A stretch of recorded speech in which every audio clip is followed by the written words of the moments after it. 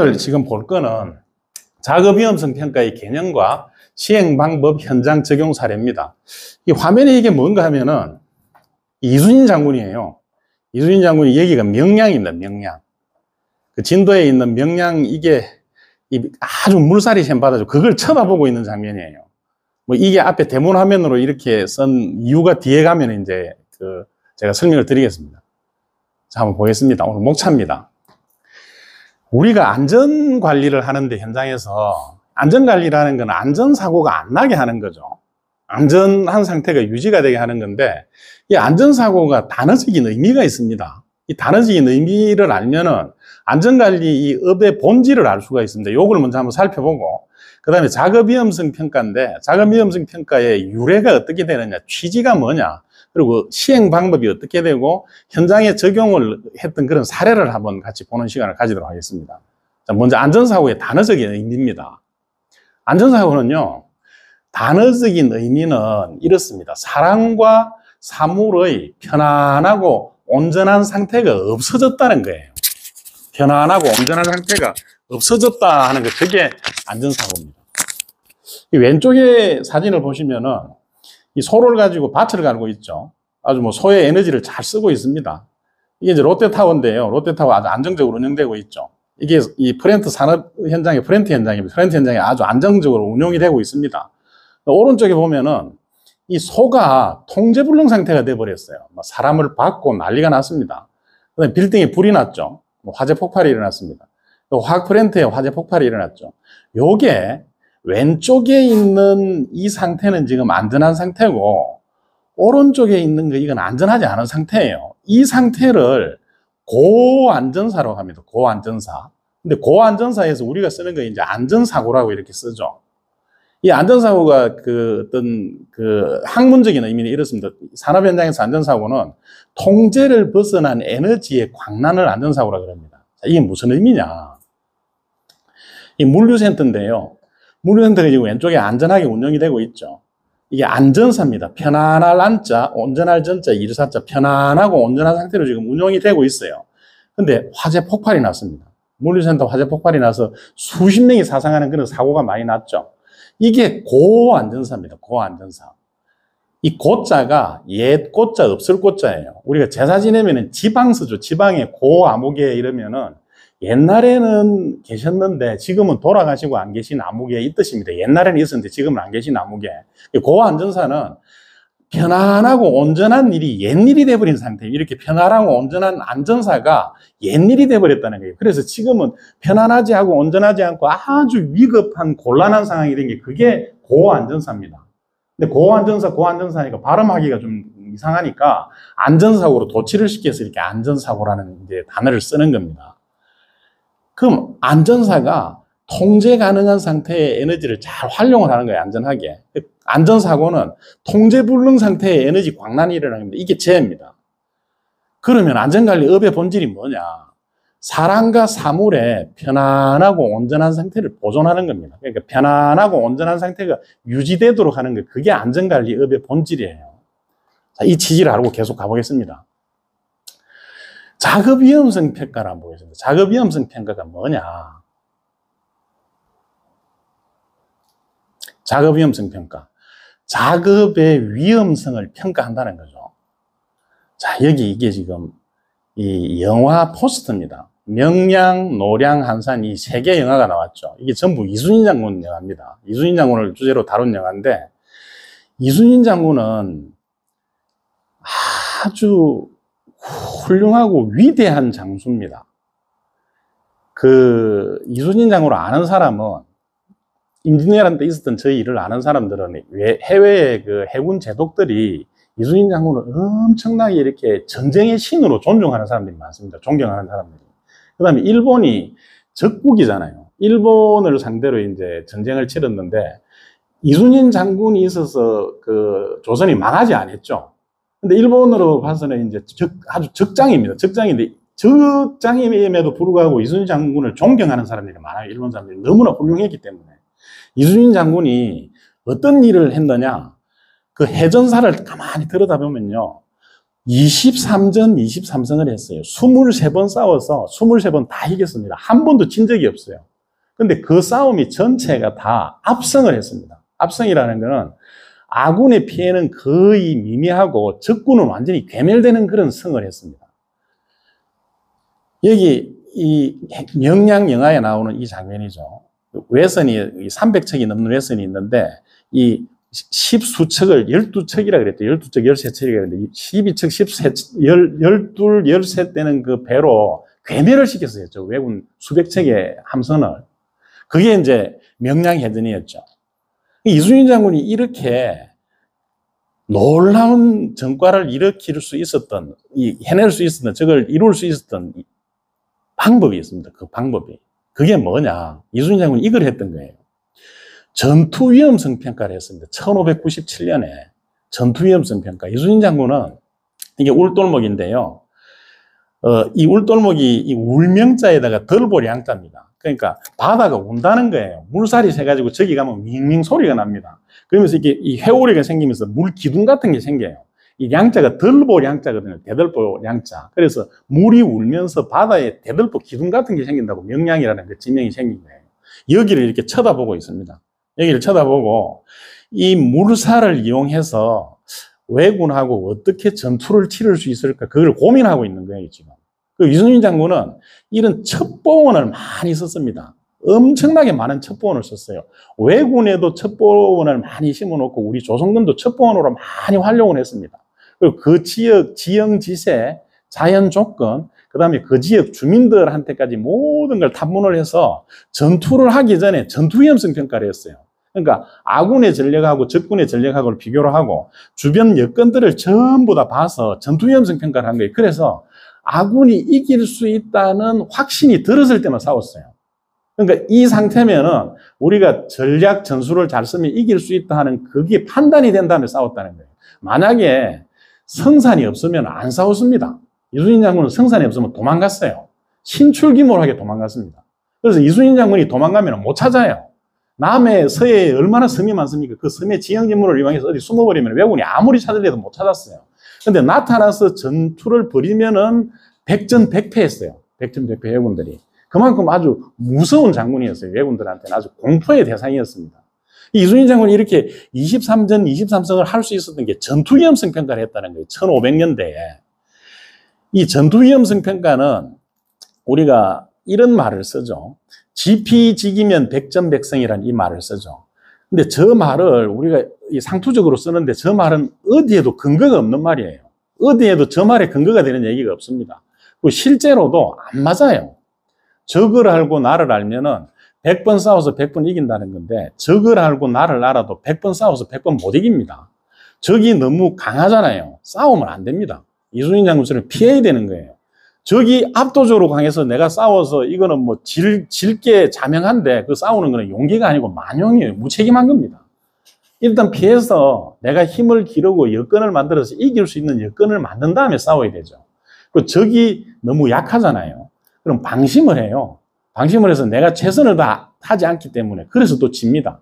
그래서 지피지기면 백전백승이라는 이거는 근거도 없는 말이고 안 맞는 말이에요, 실제로. 그럼 뭐가 맞는 말이냐? 지피지기면 백전불태라는 말이 있어요. 적을 알고 나를 알면은 100번 싸워도 위태롭지 않다는 거. 이게 맞는 말입니다. 저 말이 근거가 있어요. 손자병법에 저 말이 있습니다. 지피지기면 백전불태라고. 이순신 장군 적을 한 거예요. 전투 위험성 평가를 해서 적을 분석하고 나를 분석하고 주변 모든 여건을 분석해서 우리한테 얼마나 위험성이 높으냐, 이 전투를 해서 우리가 이길 수 있는 성산이 얼마나 되느냐, 그걸 따져서 이길 수 있는 성산이 있을 때 싸운 거예요. 그래서 이순신 장군이 저렇게 위대한 전과를 내릴 수 있었던 겁니다. 자, 그게 현대의 작업 위험성 평가가 됐습니다. 이 작업 위험성 평가가 어떻게 나왔느냐, 이건 배경이, 역사적인 배경이 있습니다. 영국 로벤스 보고서라는 게 있어요. 이게 로벤스 보고서가 1972년도에 나왔는데 작업장의 안전과 보건이라는 거예요. 이게 로벤스 보고서입니다. Safety and Health at Work. 작업장의 안전과 보건이라는 이 보고서인데 저 보고서가 영국에서 나와서 영국의 안전의 터닝 포인트가 됐어요. 영국이 이때 영국의 그 상태가 어떻느냐, 엄청나게 많은 재해가 났어요. 막 수십 명, 수백 명 정도 이런 재해가 엄청나게 많이 났었는데 영국이 산업 안전이 아주 지금 뭐 바닥이었어요. 지금 우리나라보다 훨씬 더 못했어요. 근데 영국에서 사고가 납니다.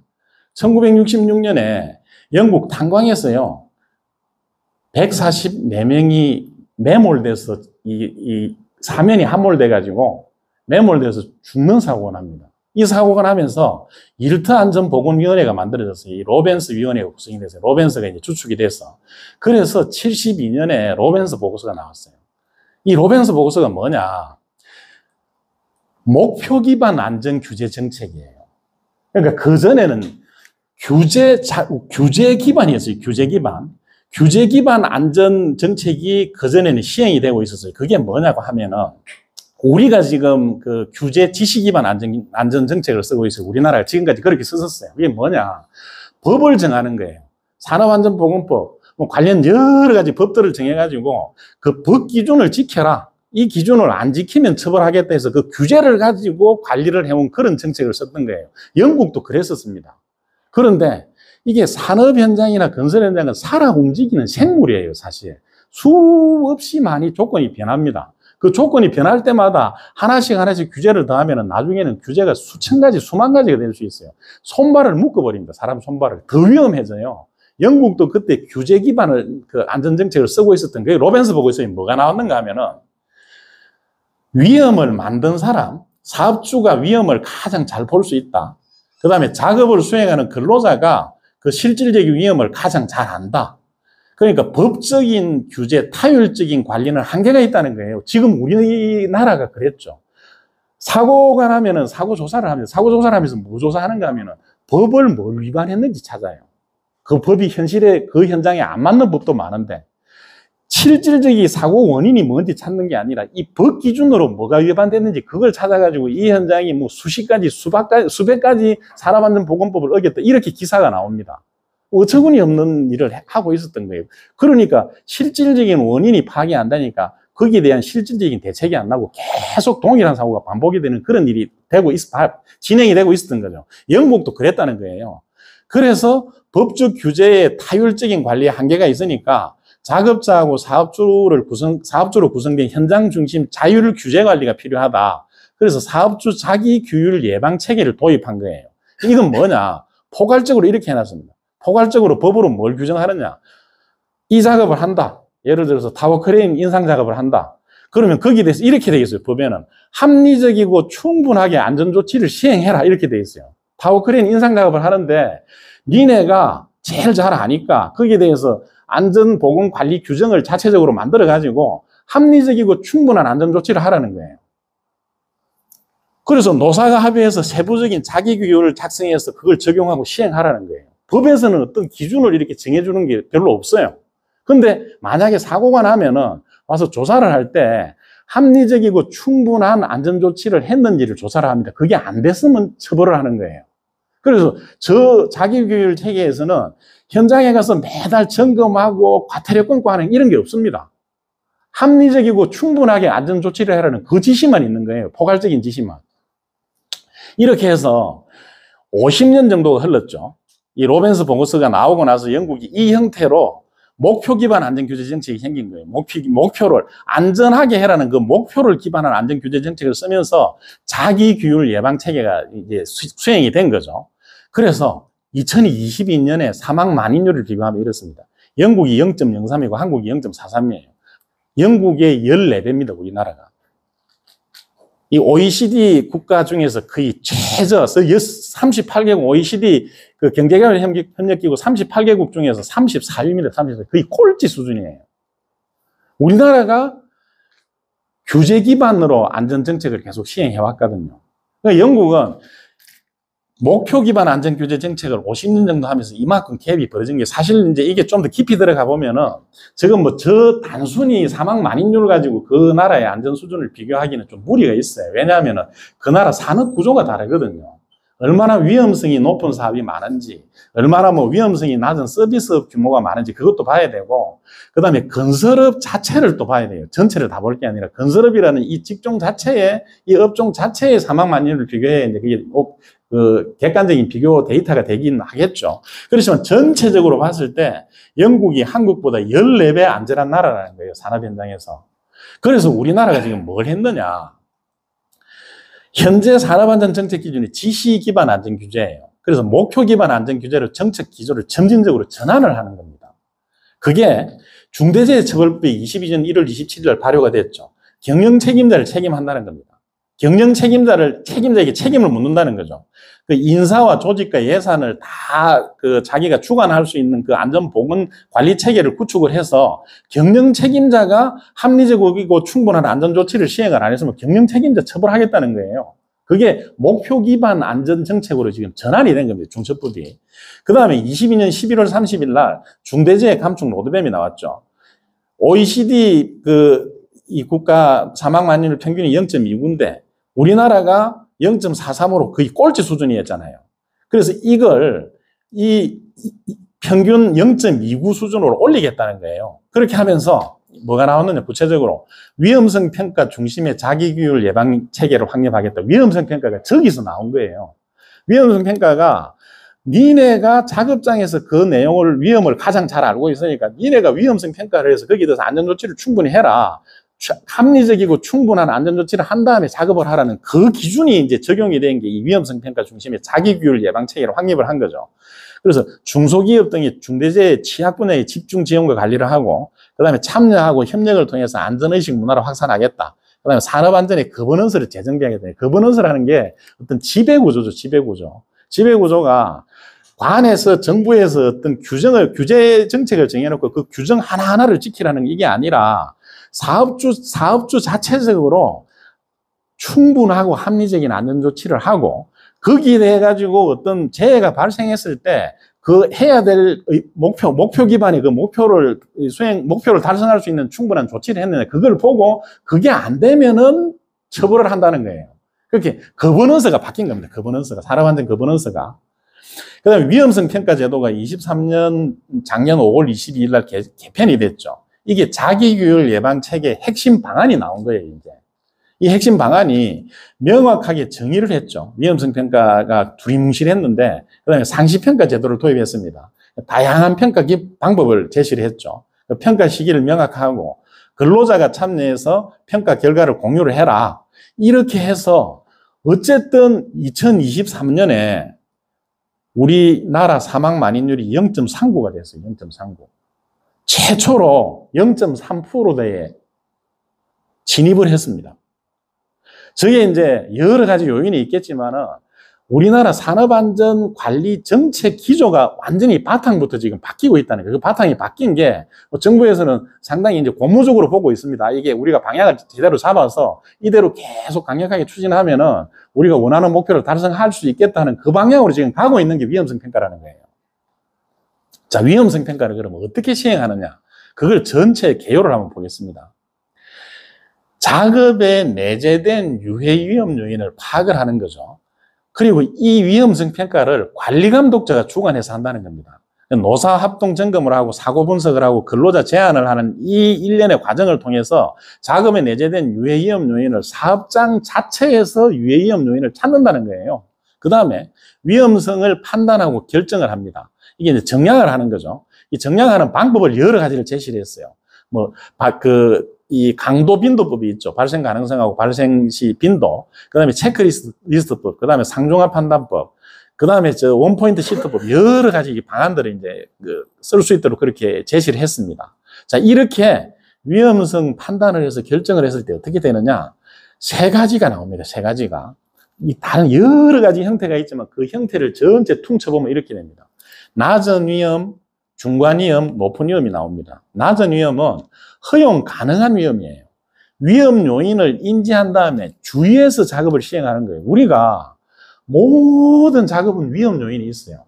진짜 안전하려고 그러면 작업을 안 해야 됩니다. 사람이 움직이고 장비가 움직이게 되는 모든 데 위험 요인이 있어요.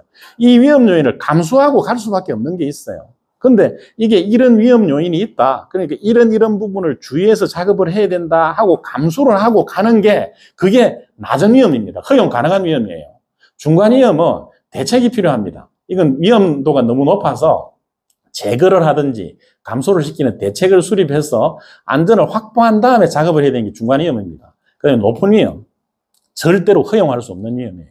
이 작업은 작업을 하면은 거의 사고 납니다. 사고 나고 엄청나게 치명적인 사고가 납니다. 그러면 작업 금지예요, 그 작업은. 그 작업 금지하고 작업 방법을 바꿔야 되는 거예요. 저게 높은 위험입니다. 저 세 가지를 구분하는 거예요. 구분해서 여기 대해서 낮은 위험은 그냥 시행하고 중간 위험, 높은 위험에서는 위험성 제거 감소 대책을 수립해서 다시 한번 이 루틴을 돌려가지고 작업해도 되겠다 싶을 때 작업하는 게 그게 위험성 평가의 개요입니다. 위험성 평가를 하는 구체적인 시행 방법이 어떻게 되느냐? 직접 작업을 수행하는 작업팀 근로자가 위험성 평가에 참여하라는 거예요. 그 작업팀에서 가장 그 위험에 대해서 실질적으로 잘 알고 있으니까 그게 이겁니다. 작업팀을 반드시 위험성 평가에 참여하라는 거죠. 근데 이게 지금 우리나라에는 지금 목표 기반하고 그 규제 기반 두 개가 사실은 병행되고 있어요, 병행. 그래서 뭐 오늘도 현장에 지금 점검을 많이 나와 있지 않습니까? 그럼 그 법 기준에 맞춰가지고 그 기준을 또 다 맞춰줘야 되거든요. 그렇게 하다 보니까 너무나 바빠요. 관리 감독자도 바쁘고 안전관리자도 바쁘고. 그러니까 이게 위험성 평가가 실제로 해야 되는 게 형식적으로 되는 그런 지금 폐해가 있습니다. 그런 부작용이. 근로자 작업팀 참여해서 위험성 평가 하라 그러니까 그 사람을 모아놓고 그냥 사진 한 장 찍어요. 사진 한 장 찍고 이 위험성 평가 작업팀 참여한 거라 그러고 한 사람이 다 적는 이런 식으로 지금 되고 있는 데가 많은 거죠. 그게 그 취지가 지금 못 살고 있는 거예요. 그러니까 목표 기반으로 가려 그러면은 목표 기반으로 그 현장에서 자율적으로 할 수 있는 이 여건을 만들어줘야 되는데 그 여건이 지금 안 돼 있기 때문에 그런 부작용이 나는 겁니다. 이건 이제 차차로 가면서 나아질 거라고 봅니다. 작업팀 위험성 평가 참여하고 그 다음에 위험성을 확인하고 분석하고 결정하는 거죠. 이게 이제 평가 기법을 활용을 해서 하는데 이런 평가 기법이 있죠. 강도 빈도법이 있고 체크리스트, 상종합 판단, 뭐 원포인트 시트 여러 가지 방법들이 있습니다. 그 중에서 가장 적합한 방법을 평가 기법을 활용을 하고 그다음에 빅데이터를 활용합니다. 저 빅데이터가 많이 만들어져 있어요. 뭐 정부에서 만들어 놓은 것도 있고 그다음에 어떤 뭐 기관에서 만들어 놓은 것도 있고 그다음에 각 민간 업체에서 만든 것도 있고 학계에서 만든 것도 있어요. 그 어떤 작업의 위험 요인에 대해 가지고 사고 사례라든지 어떤 위험성이라든지 대책 방안이라든지 이런 걸 정리하는 빅데이터가 엄청나게 많이 있습니다. 그 자료들이. 그 자료를 활용하라는 거예요. 왜 그 자료를 활용하느냐? 관리감독자나 안전관리자의 사람 개인적인 그 사람의 어떤 경험이나 그 수준이나 능력에 따라서 위험성 평가가 천차만별이 돼버립니다. 아는 만큼 보이잖아요. 그러니까 같은 위험인데 안 보이는 거예요. 이 사람이 볼 때는 못 보는 거예요. 그 위험을 찾아내야 되는데. 그러니까 그 어떤 수준을 좀 평준화를 시켜주기 위해서 빅데이터를 쓰라는 거예요. 이런 어떤 A라는 작업을 하면은 A라는 작업에 어떤 사고 사례가 있었고 여기에 내재되어 있는 잠재되어 있는 위험이 뭔지 빅데이터를 가지고 찾을 수 있는 그 자료를 수없이 많이 제공을 하고 있다는 겁니다. 그래서 그걸 쓰라는 거죠. 그래서 위험성을 판단해서 결정을 합니다. 낮은 위험, 중간 위험, 높은 위험을 결정을 하는 거죠. 그 다음에 대책을 수립해서 공유하고 실행합니다. 대책을 위험성을 감소를 시키거나 제거를 할 대책을 수립을 하고 그 대책을 시행을 합니다. 그래서 확인을 한 다음에 실행을 하는 거죠. 그 다음에 이 내용을 다 공유하라는 거예요. 위험성 평가가 이 작업에 대해서 위험성 평가가 이렇게 시행됐고 여기에 대해서 위험성이 이거고 여기에 대해서 안전조치가 이거고 이 조치를 하고 나서 작업을 해야 된다는 그게 그 구성원 전체한테 공유를 해주라는 겁니다. 그래서 감소대책 수립 시행하고 관련자 전체 공유를 하고 담당자를 정합니다. 담당자 반드시. 담당자하고 기한을 지정을 합니다. 언제까지 이 조치가 돼야 되는지. 그 담당자하고 기한을 지정을 안 하면은요, 안 됩니다, 지금.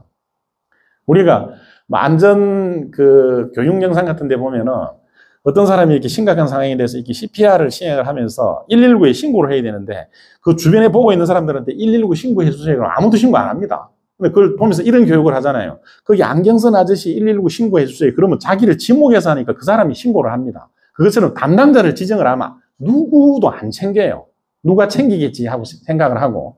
그리고 기한을 지정하지 않으면은 그 기한 안에 저게 되고 나서 작업이 되는데 그 시행이 안 됩니다. 그러니까 담당자를 반드시 지정하고 기한을 지정을 해서 추적 관리를 해야 됩니다. 반드시 위험성 평가를 했던 그 내용이 현장에 반영이 될 수 있도록, 실제 반영이 될 수 있도록 추적 관리 안 하면 그 무용지물이거든요. 추적 관리를 하라는 겁니다. 그다음에 마지막으로 조치가 됐는지 확인하고 TBM 할 때, 툴박스 미팅 할 때 그 작업 구성원 전체한테 다시 한번 공유를 하는 겁니다. 공유를 하고 기록을 하고 보전을 합니다. 이런 위험성 평가를 했다는 그 기록 보전. 그 기록 보전을 한 다음에 작업을 하는 거죠. 그게 안전조치 시행하고 확인하고 TBMC 작업팀 공유하고 기록 보전하면서 이제 마무리가 되는 건데, 저게 위험성 평가의 전체 흐름입니다. 이해를 돕기 위해서 한 번만 더 이 반복 설명을 드리겠습니다. 자, 작업 위험성 평가. 정기, 수시, 상시가 있죠. 이 상시라는 거는 건설 현장에서 하루하루 작업 여건이 바뀌잖아요. 건설 현장은 살아 움직이는 생물입니다, 생물. 거기를 정기, 수시 위험성 평가하고 한 걸 가지고 그걸 커버를 할 수가 없어요. 그러니까 상시적으로 월, 주, 일 단위로 상시적으로 위험성 평가를 하면은 정기하고 수시를 한 걸로 인정해 주겠다는 거예요. 그게 더 건설 현장에서는 필요한 거니까. 그래서 건설 현장에서 상시 위험성 평가를 하는 것, 저게 훨씬 더 실제적으로 도움이 됩니다. 이제 그런 여지를 이번에 위험성 평가 개선 방안에서 풀어준 거죠. 자, 위험성 평가가 PDCA 이 스케줄로, 이 흐름으로 갑니다. 플랜, 두, 체크, 액션이죠. 플랜에서 위험성 평가 사전 준비를 합니다. 그 다음에 두에서 유해 위험 요인을 파악을 하죠. 그 다음에 체크해서 위험성 분석을 하고 추정 결정을 하고 감소 대책을 수립합니다. 그 다음에 액션에서 대책을 실행하고 공유하고 기록 보존하는 거죠. 이 사이클로 돌면서 위험성 평가를 합니다. 자기규율 예방 체계의 핵심 수단이라는 거예요. 위험성 평가가. 정부에서 저걸 하고 있던 겁니다.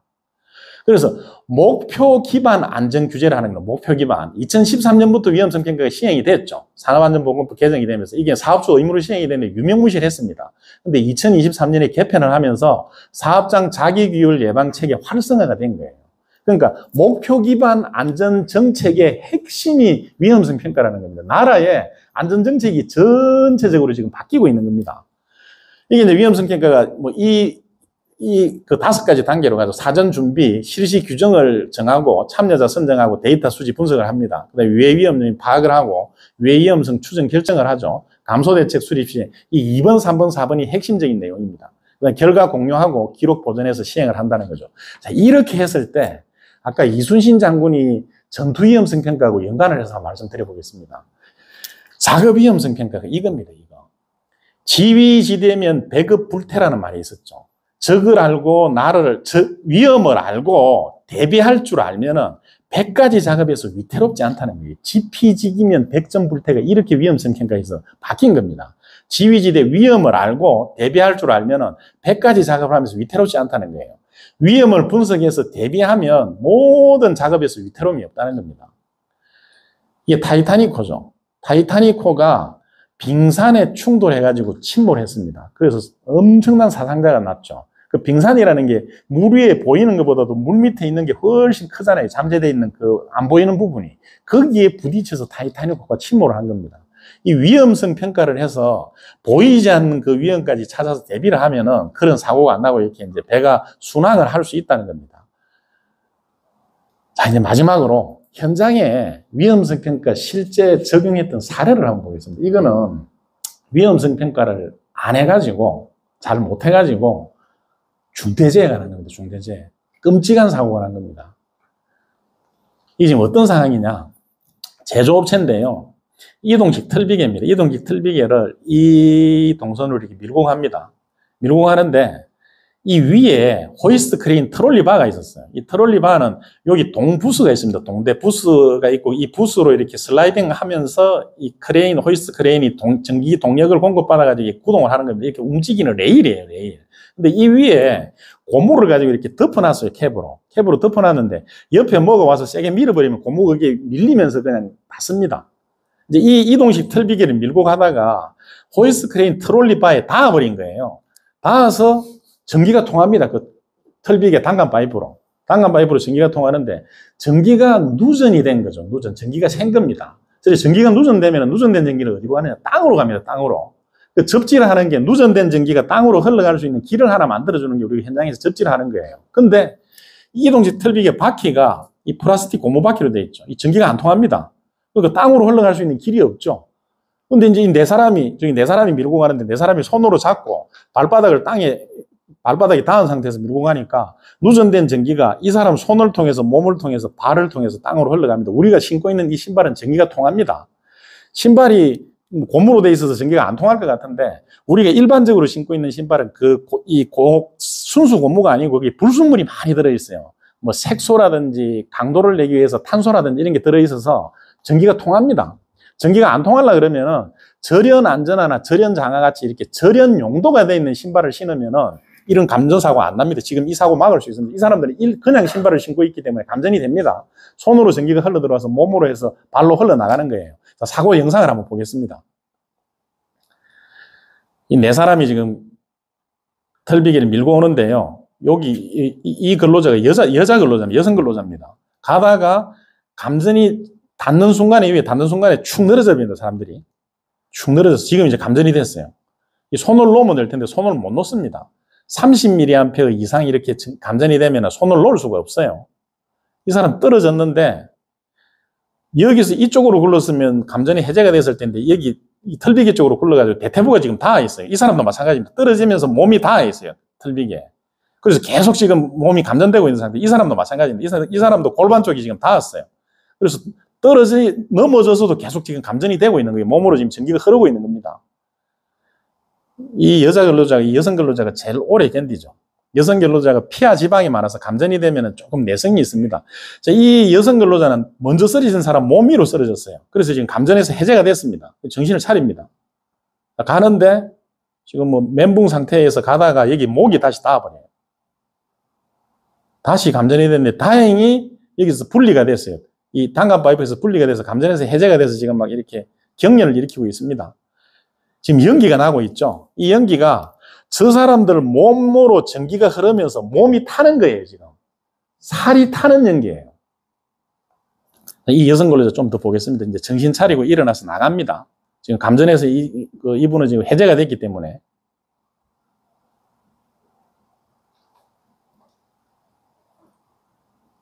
이걸 일어납니다. 일어나서 이제 나갔습니다. 자, 그럼 여기 한번 보겠습니다, 여기. 이 사람이 고개를 들었다 놨다 하고 있죠. 지금 여기 뭐 몸에 불이 붙었어요. 고개를 들었다 놨다 하고 있죠. 그러다가 결국 이 상태에서 3명은 그냥 타 죽습니다, 저기서. 타 죽고, 한 명은 탈출을 했는데, 저 탈출한 여성 근로자도 제가 보기에는 이게 좀 너무 뭐, 매정한 말일 수도 있겠는데, 저기서 죽는 게 나을 수 있어요, 차라리. 이게 지금 어떻게 된 거냐? 이 사람들이 이 털비기를 밀고 가면서 손으로 잡고 있으니까 여기 이제 위에 닿으면서 전기가 흘렀어요. 이게 땅으로 흘러갈 수 있는 길이 없으니까 이 사람들은 손으로, 몸으로, 발로 흘러가면서 감전이 됐어요. 발바닥에서 처음에 불이 붙었죠. 이 신발이 전기는 통하지만 저항이 높아요. 저항이 높으니까 여기서 이제 I자성 R 열이 난 거예요. 줄 열이 나가지고 거기서 불이 붙은 거예요. 근데 이 손을 놓으면 될 텐데 손을 못 놓죠. 못 놓는 게 불수전류라는 게 있어요. 불수전류. 이게 아니불자 손수자죠. 손을 움직이지 못하는, 내가 내 의지로 움직이지 못하는 전기예요. 이게 이제 한 30mA, 직류는 60에서 90mA, 교류는 10에서 15mA만 이렇게 손으로, 내 몸으로 흐르면은 내 몸을 내 마음대로 움직일 수가 없어요. 왜냐하면 우리 몸이 움직인다는 거는 뇌에서 신경으로 전기 신호를 보내는 거예요.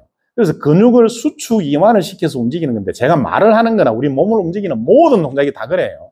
근데 전기에 감전이 돼서 15mA 이상 전기가 흐르면은 뇌에서 신경으로 보내는 전기 신호보다 훨씬 강한 전기가 흐르고 있는 거예요, 그 신경으로. 그래서 다른 신호가 들어오질 않아요, 뇌에서 들어오는 신호가.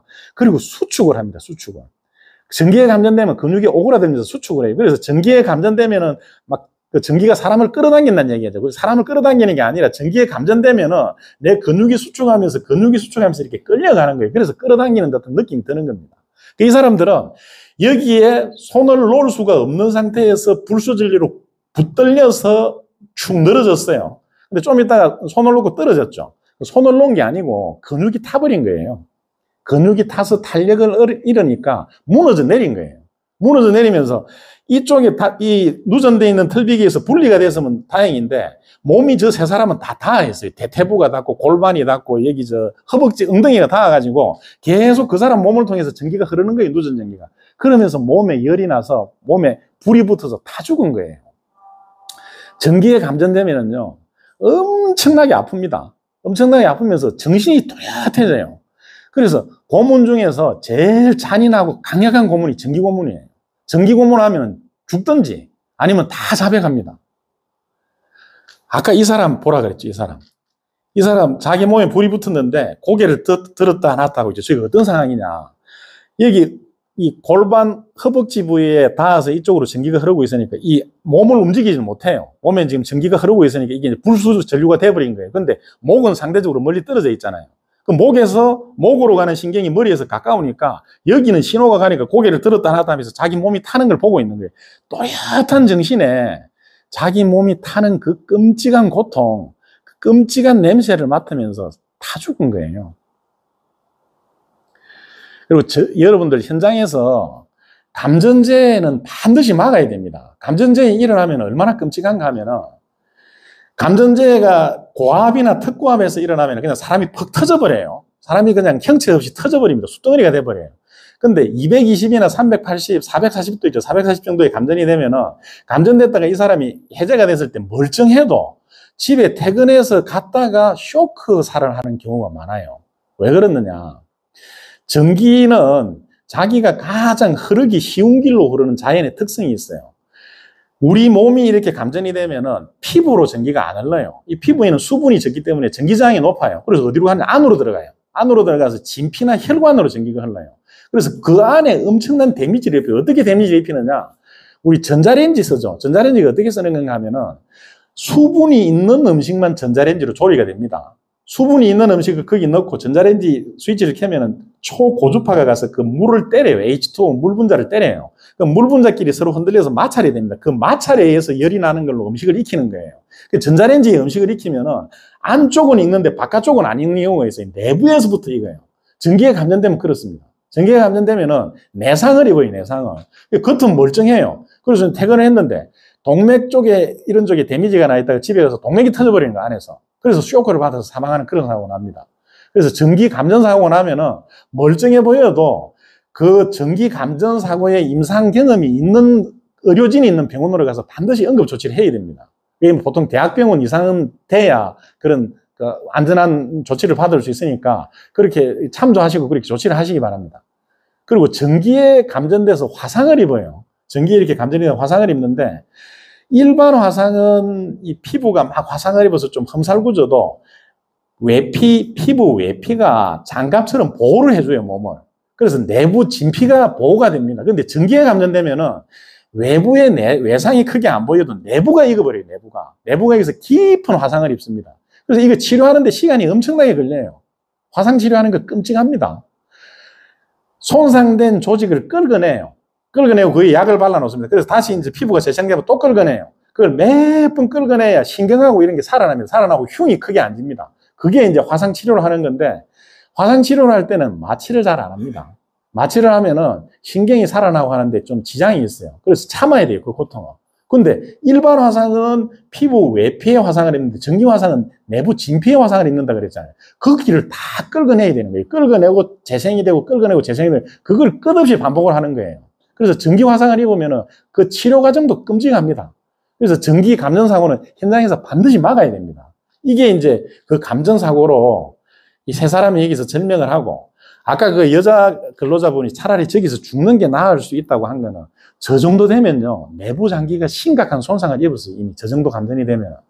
근데 사람이 이제 저런 위급 상황이 되면은 아드레날린이라는 그 호르몬이 나옵니다. 그래서 초인적인 힘을 발휘해요. 그래서 전쟁터에서 뭐 이런 얘기들 많이 있지 않습니까? 내가 팔이 잘라졌는데 몰라요. 폭탄이 터져가지고 팔이 잘라졌는데 모르고 자기는 계속 총을 쏘고 있는 줄 알아요. 근데 옆에 사람이 보고 야, 너 팔 없어? 그러면 그때서 자기 팔이 없는 걸 인식을 하는 그런 경우가 허다해요. 그리고 막 복부에 이 총상을 입어가지고 내부 장기가 막 흘러나왔는데 그걸 이렇게 줄줄줄 끌고 막 그 뛰어가는 이런 현상들이 발생을 합니다. 그게 아드레날린 호르몬이 나와서 그렇거든요. 이 여성 근로자분도 그 상태라는 거예요. 그래서 탈출을 했는데 나가보면은 끔찍한 고통을 받으면서 사망하든지 아니면 평생 회복할 수 없는 그 후유증을 가지고 살아야 된다는 거예요. 전기 사고가 이만큼 위험합니다. 자, 그럼 이 사고를 막으려면 어떻게 했으면 되느냐? 우리나라는 지금 목표 기반하고 그 규제 기반하고 지시 기반하고 두 개가 공존하고 있다 그랬어요. 그래서 위험성 평가를 할 때 지시 기반의 그 규제를 지켜야 됩니다. 법적인 규제를 지켜야 해요. 산업안전보건법에 있는 그 법 규제를 지켜야 됩니다. 그리고 기술적인 부분에 대해서는 그 규제가, 법적 규제가 가장 합리적으로도 돼 있어요. 그 전기에 대해서 그 규제를 지켜야 됩니다. 이 위험성 평가를 하면서. 자, 이 위험성 평가를 한번 해보겠습니다. 우리나라 법령을 먼저 한번 보겠습니다. 우리나라 법령이 이제 규제 기반 규제 사항입니다. 이 고용노동부, 이 전기 안전에 관한 법령은 두 가지가 있습니다. 크게. 산업안전보건법이 있고, 한국전기설비규정이 있어요. KEC라고. 이 산업안전보건법은 고용노동부에서 제정을 하고, 전기설비규정은 산업통상자원부에서 제정을 합니다. 이 두 법을 전기 안전에 대해서 뿌리에 뿌리를 파보면 똑같은 게 나옵니다. 저 법이라는 건요, 특히 안전에 관한 법은, 기술적인 법은 다 이유가 있어요. 이유가 있고, 나름대로 합리적입니다. 이게 왜 현실에 이렇게 안 맞지 하는 거는 대부분 자기가 모자란 거예요. 자기가 그 법을 이해를 못하고 있는 거예요. 그래서 그 법을 완전히 이해하고 보면은, 아, 이게 왜 이렇게 해놨구나 하는 걸 알고 응용을 할 수 있습니다. 그게 이제 안전을 하는 사람들의 기량이겠죠. 자, 여기 산안법에 안전에 대한 그 법이 뭐가 있느냐, 규제가 세 가지가 있습니다. 충전부 보호, 접지, 누전 차단기. 저 세 가지가 핵심이에요. 저기서 모든 규제가 나옵니다. 저기서 모든 기준이 다 나옵니다. 그 다음에 한국전기설비규정 KEC 보겠습니다. 여기도 충전부 보호, 접지, 누전 차단기입니다. 순서가 저렇게 되어 있어요. 충전부 보호가 뭐냐? 전기가 흐르는 부분을, 충전된 부위를 절연 피복을 싸서 전기가 누전이 안 되게 하는 거예요. 사고가 아예 안 나게 하는 겁니다. 가장 상책이에요. 사고를 막는 거예요. 그 다음에 보호접지는 여기 충전부가 손상이 돼서 누전이 됐을 때 누전된 전기가 화재나 감전, 폭발을 일으키지 않고 안전하게 땅으로, 지구로 흘러갈 수 있는 그 선을 하나 만들어 놓은 거예요. 그게 보호접지입니다. 접지선으로 흘러갈 수 있도록. 그 다음에 세 번째 누전 차단기는 누전이 발생했을 때 그 누전을 감지해서 전원을 차단해버리는 거예요. 누전된 전기 설비에 대해서. 이 세 가지가 전기 안전에 대한 법의 핵심입니다. 여기서 모든 기준이 나와요. 현장 점검 기준이, 모든 기준이 여기서 나옵니다. 자, 이 기준을 지켜야 되는 거예요. 우리는 위험성 평가, 목표 기반 이 안전 규제 정책을 지금 따라가면서 지시 기반 그 정책을 같이 시행하고 있기 때문에 이걸 지켜야 되는 거예요. 그걸 지키면서 위험성 평가를 해보겠습니다. 작업에 내재된 위험을 파악을 해봅니다. 이동식 틀비계를 조립된 상태로 이동할 때 상부 및 측면의 전력선과 혼촉 위험이 있습니다. 틀비계 이 바퀴가 플라스틱 바퀴로 되어 있죠. 그러니까 누전됐을 때 근로자 신체가 지락 경로를 형성해서 아까처럼 그런 감전 위험이 있습니다. 그 다음에 틀비계 이동 중에 시야가 제한되어 상부나 주변을 살피기 어렵죠. 아까 보면 전부 고개 숙이고 이렇게 땅만 보고 가고 있잖아요. 주변에 안 보인다는 거예요. 저기 신호수도 배치를 안 했어요. 앞에 가는 신호수도 배치를 안 하고 가다 저런 사고가 난 겁니다. 자, 그러면 위험성 판단을 해보겠습니다. 협소한 공간에서 틀비계 이동 시 지작물 충돌 가능성이 높습니다. 그다음에 공장 벽면에 호이스트 크레인 전원부 혼촉 가능성이 높습니다. 전기 혼촉 감전사고 발생 시 재해자 사망할 수 있습니다. 빈도 강도가 최악인 거예요. 저건 하면 안 되는 작업이에요. 그래서 이걸 위험성 낮은 위험, 중간 위험, 높은 위험 넣어보면 매우 높은 위험이에요. 절대로 시행하지 않아야 될 작업입니다. 작업 중지입니다. 작업 중지. 작업 방법 변경을 해야 되는 작업입니다. 그래서 위험성 제거 감소대책 수립 시행을 어떻게 하느냐? 위험성 제거 완화를 합니다. 이동식 틀비기 이동 방법을 바꿉니다. 분해해서 이동해서 재조립해야죠. 번거롭더라도. 분해해서 이동해서 재조립해야 됩니다. 그거 분해했다가 조립하는 거 귀찮으니까 그냥 밀고 가다가 저기 사고가 난 겁니다. 그 다음에 이동 동선을 사전에 확인을 해야죠. 이동 동선의 바닥, 측면, 상부를 간섭 설비가 뭐가 있는지 다 확인한 다음에 안전조치를 시행할 수 있겠죠. 안전조치를 시행해서 뭐 저 사고도 막을 수 있겠죠. 그 다음에 혼촉 위험 전기설비 보호조치를 합니다. 보호조치 첫 번째, 충전부 보호를 하는 거예요. 아까 트롤리 바 위에 있는 트롤리 바에 절연 보호 커버를 설치해서 보양 조치를 하는 겁니다. 옆에 와서 닿아도 누전이 안 되게 보양 조치를 하는 그게 안전 조치가 될 수 있죠. 그 다음에 혼촉 위험 전기설비 보호 조치 두 번째, 누전 차단기 쓰는 거예요. 누전 차단기를 썼으면은 저렇게 누전돼서 저 사람들이 타 죽을 정도로 전기가 흐르는 거, 거기 몇 암페어가 흐른 거예요. 3암페어, 4암페어, 5암페어 정도 전기가 흐른 거예요. 누전 차단기, 저 트롤리 바에다가 기기 보호용 누전 차단기, 뭐 100mA 누전됐을 때 0.1초에 차단하는 거, 그것만 달아놨어도 저 사람들 저렇게 안 죽어요. 감전 보호용 누전 차단기 달아놨으면 더더군다나 저 사람들은 그냥 이게 지릿한 정도의 데미지만 입지, 그 이상 피해를 입지도 않아요. 누전 차단기 안 쓴 거예요. 그리고 누전 차단기 동작 테스트를 해서 그 트롤리 바 쪽에 누전 차단기 동작되는지 그걸 확인했어야 된다는 거예요. 그 다음에 전기설비 혼촉 보호 조치 세 번째, 틀비계 하부에 쇠사슬 체인을 감아서 바닥에 끌고 이동하는 접지를 했으면 됩니다. 이게 그대로 들어간 거예요. 규제 기반의 그 규제 세 가지가 그대로 들어간 거예요. 충전부 보호, 사고 안 나게 하는 거예요. 누전 안 되게. 누전 차단기를 사용해서 누전된 전기설비 전원 차단하는 거예요. 이 세 번째 접지는 조금 억지스럽긴 한데 이동식 틀비계 밀고 가잖아요. 여기 이동식 틀비계에다가 쇠사슬 체인을 하나 감아가지고 그 밑에 이렇게 달아놓고 줄줄 끌고 가면 그게 접지가 됩니다.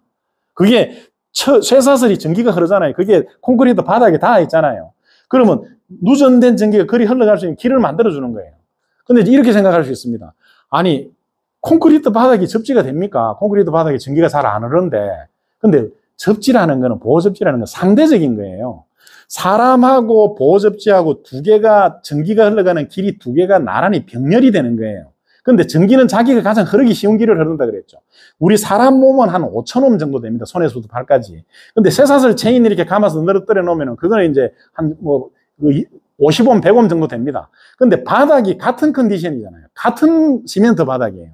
같은 시멘트 바닥을 밟고 있기 때문에 사람보다는 쇠사슬 체인 쪽이 훨씬 더 상대적으로 전기장이 작은 거예요. 그래서 그쪽으로 흘러가고 사람들한테 저만큼 데미지를 입힐 전기가 안 흐른다는 거예요. 그게 접지입니다. 그래서 접지는 바닥이 뭐 자갈땅이든 마사토든 어떤 데든지 간에 접지를 해놓으면 효과가 있습니다. 왜냐하면 같은 컨디션에서 사람이 거기 있는 거기 때문에. 그래서 상대적으로 안전하다는 거예요.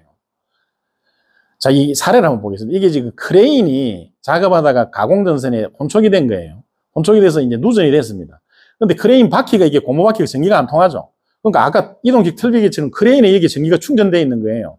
이 상태에서 크레인 기사가 여기 잡으면 이렇게 감전됩니다. 아까 이동식 틀비기 밀고 가던 것처럼 이렇게 감전이 되는 거예요. 그래서 우리나라에는 이 규정이 아직 없어요. 없는데 해외 그 화학 플랜트 그 설계 자료 안전 기준을 보면은 이 이동식 크레인을 쓸 때는 아웃트릭은 4개 중에 한 군데 접지를 하라고 되어 있어요. 아웃트릭은 4개 중에 한 군데 접지를 해놓으면은 이 상태가 됐을 때 아웃트릭은 밑에다가 이게 그 전기가 안 통하는 침목 같은 이런 목재 그 받침을 세우면 전기가 끊어져 버려요, 대지에서. 근데 알루미늄 합금이나 철제 받침목을 대면 전기가 통하잖아요, 밑으로. 그러면 이 사람한테 이렇게 감전이 안 되고 일이 전기가 흘러간다는 거예요. 흘러가서 저 가공선로에 저렇게 지락 누전이 되면 보호장치가 있어요, 지락 보호장치가. 그 지락 보호장치가 동작해서 전원을 끊어주니까 저렇게 하라는 기준이 있어요. 우리나라 지금 울산에 가면 S-오일 그 공장 정설 공사를 하고 있는데 그게 아람코 스펙으로 하고 있어요. 사우디 아람코.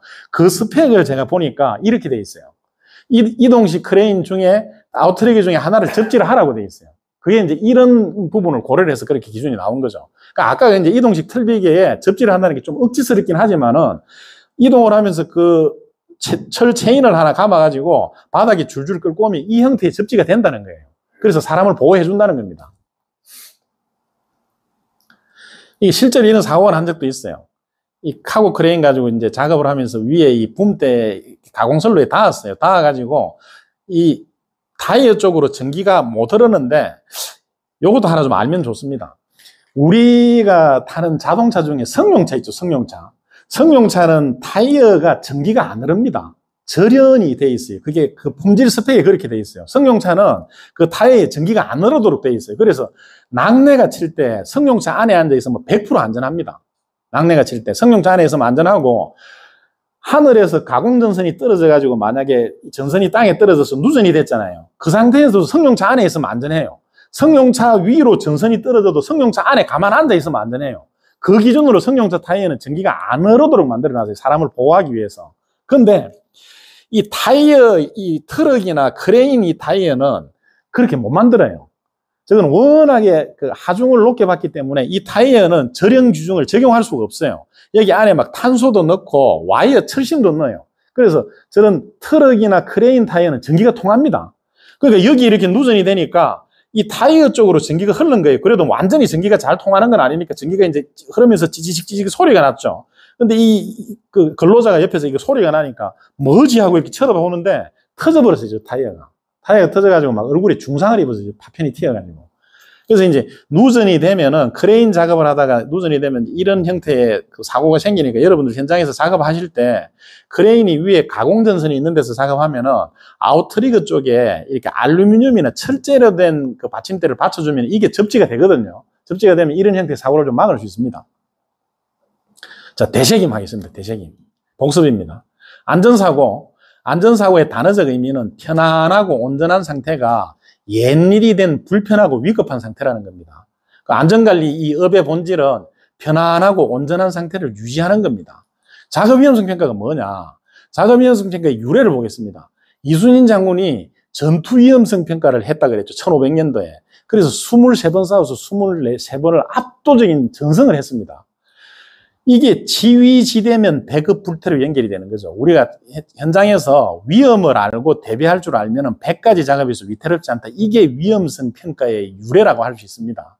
그 다음에 안전선진국, 영국이나 독일이 목표 기반 규제 정책을 쓰고 있는 그 핵심 수단입니다. 즉 위험성 평가가.